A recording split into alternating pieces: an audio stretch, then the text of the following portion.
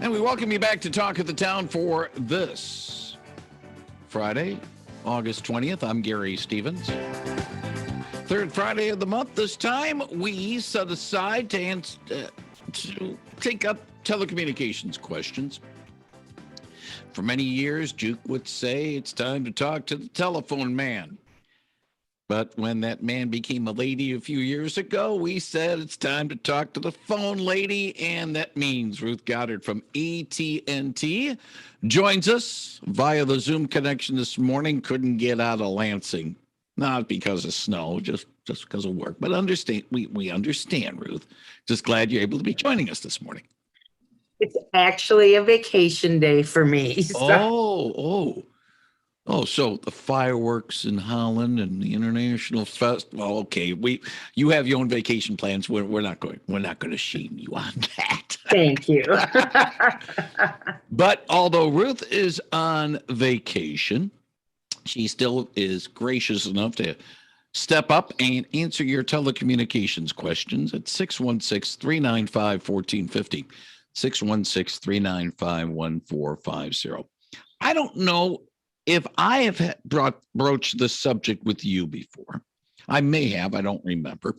But also because I'm to an age now where, yeah, I can forget a thing or two or five. But anyway, I don't know if I ever broached the subject about storms.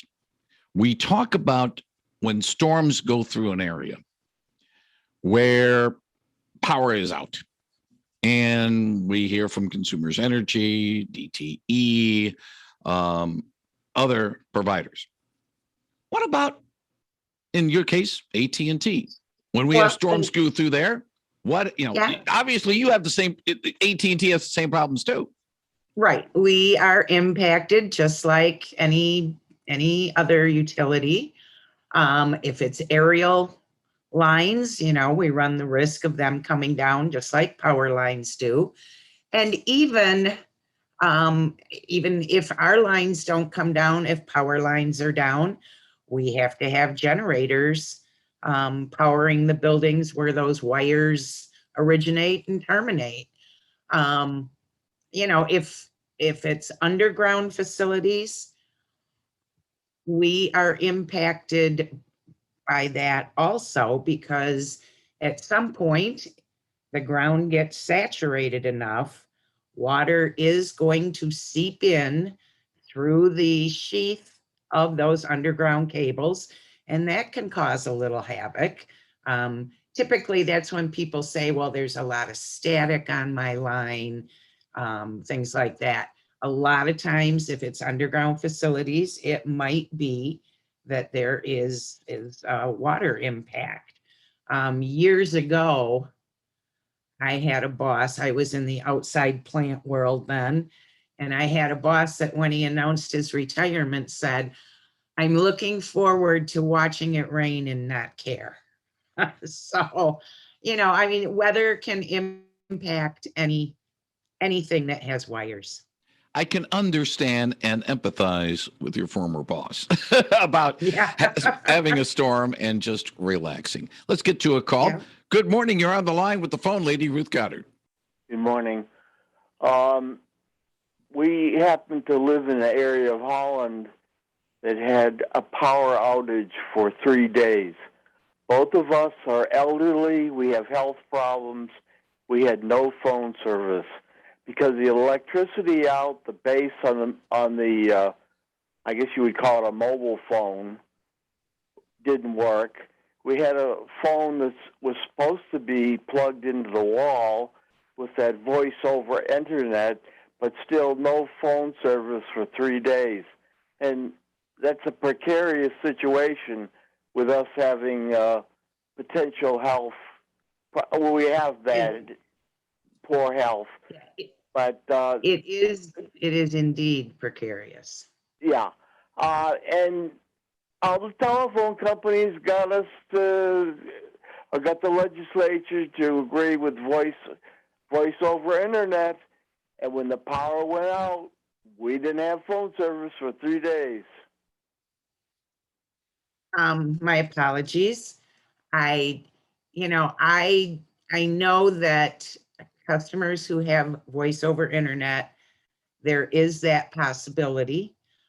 Whether it's because back at the front end of our facilities, if the generator doesn't, we don't have a generator there, depending on how bad the storm is, generators have to be deployed. And, or whether it's because there was no electricity coming into your house. I'm not that technically astute to be able to answer that, but I do know that, we do deploy generators as quickly as possible. We start with the most strategic spots. Most our cell towers, they all have a generator on site that kind of kicks in automatically. Now, that's not to say that that generator isn't at some point going to go down. And people do go out and check them and refuel them and stuff like that. I would suggest that you keep your cell phone charged.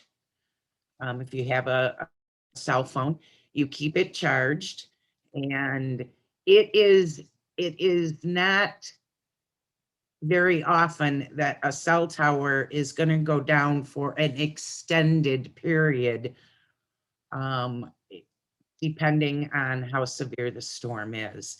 The other thing I would suggest is that you call customer service and ask for a 3-day credit on your bill, because you were indeed out of service through no fault of your own, and talk to them about a credit for 3 days of no service.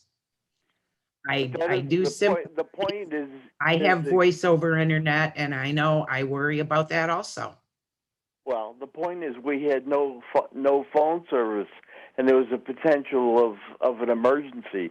There has been some emergencies in the past, and you need phone service. And we were told that we would have phone service with voice over internet if there was a storm, and it just didn't happen. It ain't going to happen. What you might do is call in and see if you can switch back to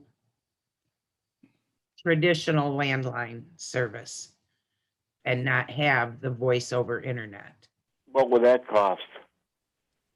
I have no idea on pricing. It's not a subject that my group gets into. I'm in external and legislative affairs. But it's definitely worth a call to see if you can go back to what we call POTS, plain old telephone service, traditional copper landline. Now, I thought the battery backup would work, but it didn't. Battery backup in your router probably worked. It may have been a lack of power at the crossbox or something like that. I don't know, because I'm not out there. I don't know exactly how everything is routed, and exactly where the storm hit and where it did damage. But, all I can say is we do get generators out to sites as quickly as possible to power them up, to bring our customers back online. Well, I think the phone company sold the legislature a bill of goods, because when they went to voice over net service, there is a possibility, an emergency, of losing phone service. Well, that could happen if it was a bad enough storm, even with traditional landline service. Your wires, if they're aerial, could come down, or as I was just saying, if they're buried facilities, they could be impacted by water in the ground. So just like electric service is impacted by weather, so is telephone service, whether it's traditional or the voice over internet. All right. Appreciate the call. Thank you. I got to get to another call. Thank you very much. 616-395-1450. Good morning. You're on the line with the phone lady, Ruth Gaudard. Oops, you're not on the phone line with Ruth Gaudard.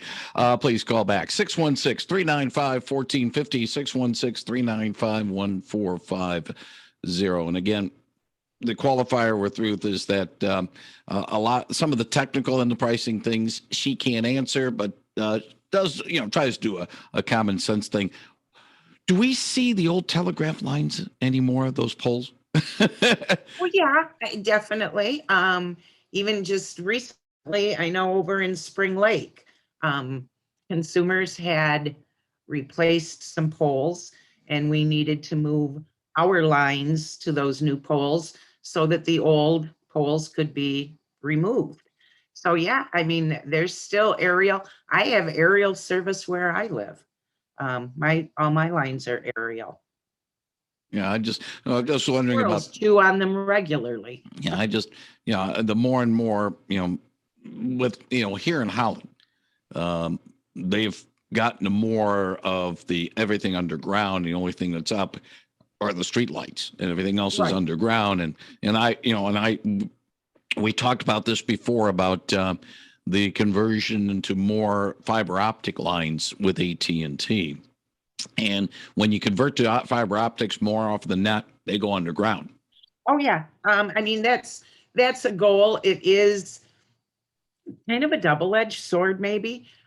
You're not going to be impacted as much by a storm, where the lines are going to come down, or a tree is going to come down and take a line with it. But the flip side of that is, if something goes wrong, we have to dig it up to repair it. So, but yeah, the goal is definitely to bury things. It's not only safer, because in the case of power lines, a downed power line is dangerous. If it's underground, not so much. It's safer, and aesthetically, it's much nicer. We are running into some roadblocks when we are installing, because we have, like I said, a month or so ago, we have a huge fiber build going on right now. And a lot of municipalities have enacted ordinances that require things be underground completely. And that's great, but at some point, we have to come up out of the ground into a cross box. And some municipalities are not allowing anything to be placed above ground. So what that means is, even if we put the facilities in what we call a handhold underground, again, to repair even a simple, what we call a crossbox jumper or something, it's got to be dug up. So that impacts customers too. 616-395-1450, 616-395-1450. If you have a question for the phone lady, Ruth Gaudard, she'll be happy to answer it again. 616-395-1450. Good morning. You're on the line with Ruth. Yeah, I have a question. Is it, when 5G comes, is it just 3G phones that'll be outdated? 3G phones, When the 5G does come, when 5G does come, will 3G go bye-bye? the 3G network is being shut down. Even before 5G is Is there everywhere. a 4G too? Or no? Yes, there is 4G. And most places are, probably what you're using now is 4G. I remember when 4G came in, and it was, so fast and wonderful. I'm waiting for 5G at my location. But 3G is going to go down even before 5G comes in. Okay, but what about if you have 4G? Is that still going to work? Oh, yes, 4G will work. Okay, so it's just my 4G little 3G phone that'll go. Yeah, I don't look for 4G to go away for quite a while. We'd have to get to 6G or beyond, and I haven't heard anything yet about 6G. Okay, and are our landlines going to stay? Yeah, we will always have to service landlines, yes. Good. Until until such time as there is a clear, reliable, and comparable alternative. And even then, we have to go to the Michigan Public Service Commission and the FCC in order to pull out of that service in any specific area. And it's a lengthy process to get approved. I haven't heard anything about that being broached in the state of Michigan. Great. I love my landline. I appreciate the call. Thank you. Okay. 616-395-1450, 616-395-1450 if you have a question for the phone lady, Ruth Goddard. And I think to a certain extent, speaking about landlines, I would think probably that's not going to happen until both you and I are not doing what we're doing anymore. That's right. Well, for me, I'm not going to be doing what I'm doing sooner than you, but, I don't see that happening for a very long time. And the reality is, to get approval to do it, there's a lot of benchmarks that have to be met. And I'm sure that they will be examined very closely before any approvals are given for that. So, yeah. Now, the other thing is the 3G network. And be aware that AT&T is providing free replacement phones for people whose phones will no longer work, because the best that they had was 3G on their phone. So the company is, if you are an AT&T wireless customer, the company is replacing those phones. Will, and maybe you can't answer this, or maybe you can, when 3G goes bye-bye, will phones that are dedicated for emergency purposes, for those who are in a desperate situation, they are given a phone that can call 911, will those still be available? Or will those go bye-bye? I don't know. I cannot answer that, but I will certainly look into that. Yeah. As we all know, any cell phone can be used to dial 911, even if it's not, quote, in service. So yeah, I will have to check on that, because I don't. And I'm bringing that up because a few years ago, and it sort of died down the publicity, but it's probably still a service that is available, where we've had people and charities say, if you are going to get rid of your phone, don't put it in a landline, donate it to us. We'll convert it and hand it out to those at risk that can call for help when, maybe when needed, right? When needed. And that's why I was asking that question. Yeah, that is certainly something I will look into when I get off of this call. Mm-hmm. And I will email you the answer. We didn't want you to go to work on your vacation, but it's just something No, that came to I mind. wrote it down. That's a very good question, and it's an important question. And that's something that needs to be answered to put people's minds at ease, or someone that they can reach out to replace that phone if it is not going to work. Ruth, I do want to bring up one topic that just sort of remind people about the impending, for those in the 616 area code, the probability and the necessity of punching in the entire 10-number phone when you are making a local call because of some changes. Tell us a little bit about that, and when will this become a mandatory thing? Right now it's optional. Right. And I remember talking about that a couple months ago, and I don't have the material. Oh, I'm sorry. I do know, I want to assure people this will not make your normal calls long distance. It will not increase your bill. It is because of a federal helpline that is being established that I believe it's a 3-digit helpline. And it happens that those 3 digits in many areas of the country are the local exchange, the first 3 numbers of people's phone numbers. And so to avoid any mistaken calls, people will have to dial the area code when they are making what has always been a local call. It will still be a local call. I believe it's a suicide prevention line that is going in. I believe that was what, because I was the And there week I is- wasn't there. yeah. So yeah. Yeah, there is I want to say a grace period that has already started. I do know that. I believe it started in July, to help get customers used to it so they can start dialing that way, but it's not absolutely necessary. There will be more. You will see there will be public service announcements, I'm sure.